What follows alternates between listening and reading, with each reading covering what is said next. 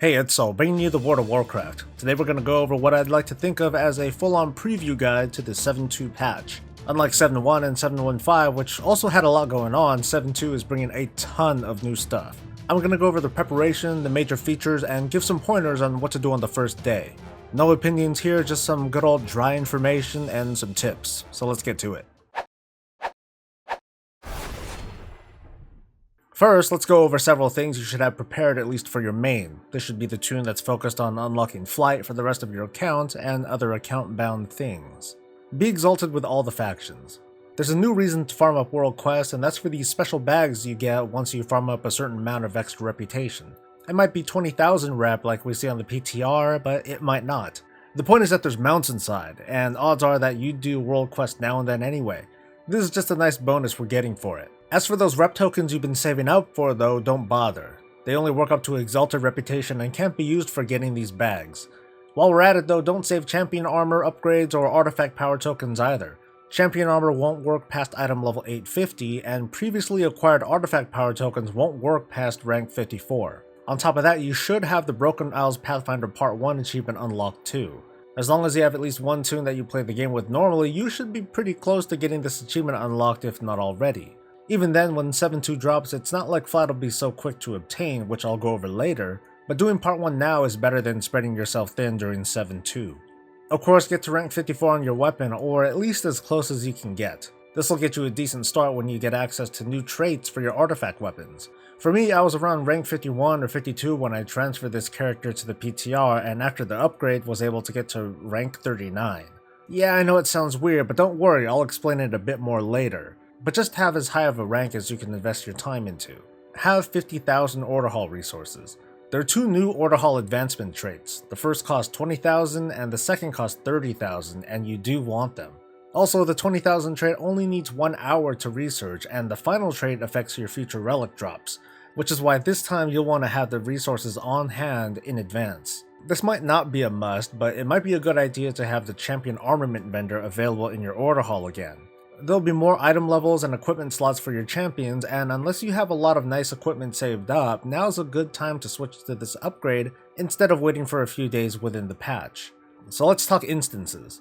A new dungeon will be available called the Cathedral of the Eternal Night, which sounds like a Castlevania title. The most important thing to tell you about this dungeon is its location, which is here, just to the side of the Tomb of Sargeras entrance. And obviously that's the entrance to the new raid too.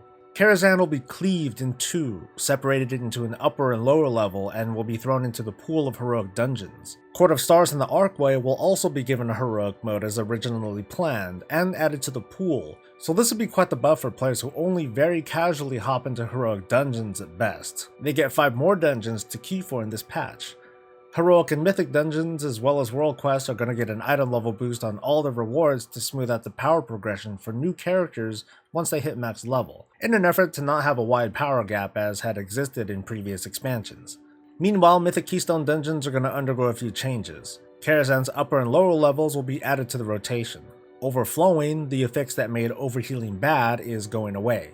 In its place are a few more affixes. The new level 4 affix is called Bursting, and the 3 level 7 affixes include Explosive, Quaking, and Grievous.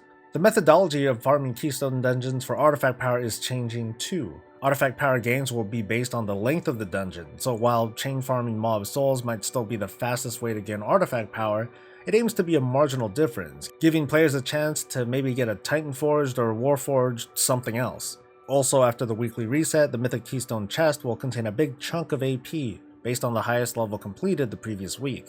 On to professions. First, all characters will have easy access to unlocking their Obliterum Forge. Of course, if you haven't used it by now, you probably don't care, unless maybe if you PvP. It doesn't seem to be testable yet, but it's been shown on WoWhead that you can possibly turn in unwanted PvP gear for a currency called Echoes of Battle, which lets you buy the PvP gear you want. That's about all we know so far, so while I'd love to be able to turn in PvP gear from World Quests, I'm not going to hold my breath on this feature, just keep an eye out for it. Otherwise, the maximum level of crafted gear will go up to an item level of 875, while the initial level of crafted gear will be buffed to 835. Primary armor professions will now be able to craft a special legendary of their own. Plate, mail, leather, and cloth legendaries will be available with 3 sockets to allow players some flexibility in stat weighing and has a sort of utility-based legendary proc associated with it. Collectors will notice a sets tab in the appearances menu to drive them bananas. Nearly all sets for a given class are now front and center, including of course the latest mythic set appearances. Backtracking a bit to PvP, new PvP brawls are on the way, starting with 7-2. Warsong Gulch, Eye of the Storm, and Arathi Basin will get a sort of remix on their game modes, while the South Shore vs Terran Mill Anniversary Battleground will more or less become a regular thing. These kinds of battlegrounds will rotate and won't be a part of the random battleground queue, so they're totally optional, but they do give similar rewards. Along with new pets, a pet battle dungeon will be made available. You can get a reward that can contain some of these new pets, but the dungeon itself can be pretty brutal, because you can't heal your pets while you're inside.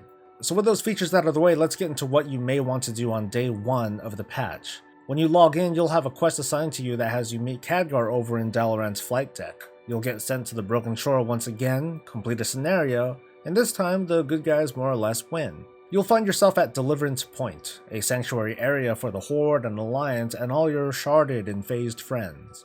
There's also an inn here if you're inclined to choose this location as your default home. The first quests you get include getting the other flight points on the Broken Shore, getting war supplies that come from doing world quests, and one called Seeking Lost Knowledge.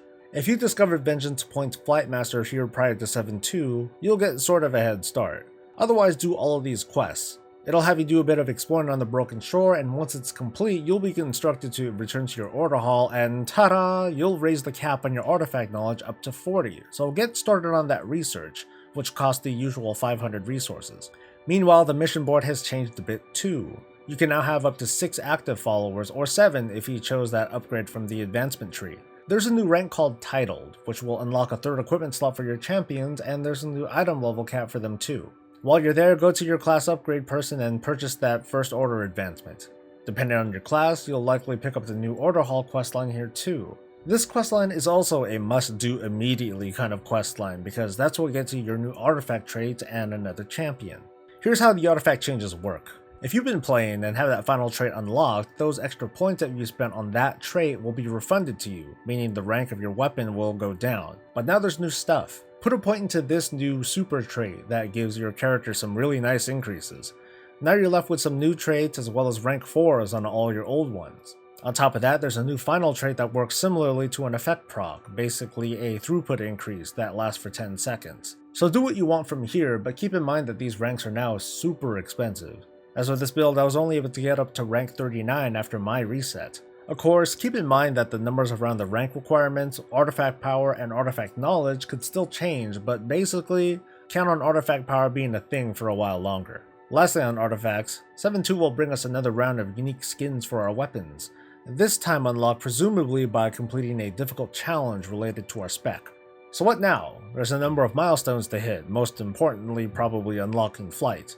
Like Part 1, Part 2 will more or less naturally occur as you play, but the meta that probably needs the most focus is Legionfall Commander, which is basically becoming exalted with the Legionfall reputation. As far as I've researched, the only source of Legionfall rep is from the campaign, which isn't fully implemented on the PTR yet, the World Quest on the Broken Shore, and maybe the Emissary turn-in from the Kirin Tor. Your best bet obviously is to do the World Quest throughout the Broken Shore each day. This will also get you Legionfall supplies, a currency that all players will contribute towards making special buildings on Deliverance Point that provide zone buffs for several days. Invasions will start happening in each of the Broken Isle zones. World Quests will suddenly be replaced with a Legion Invasion version of World Quests that, when completed, give a comparable amount of rep and artifact power, and still count towards that faction's Emissary quest requirement. A few moons from now you'll unlock Pathfinder Part 2 and flight capability.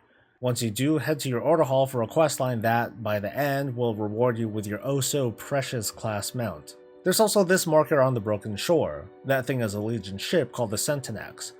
Defeating enemies under its shadow gives a chance to drop special beacons that spawn even more mobs, and maybe better beacons, and maybe world bosses. Your best bet will be to make a group to farm under the Centenax so you can chain beacons. I'm not sure if this can also be done in a raid group too, but hey, it's worth a shot. So what's the point of the ship? Creatures on the Broken Shore drop nether shards, a currency used to buy certain items in the zone.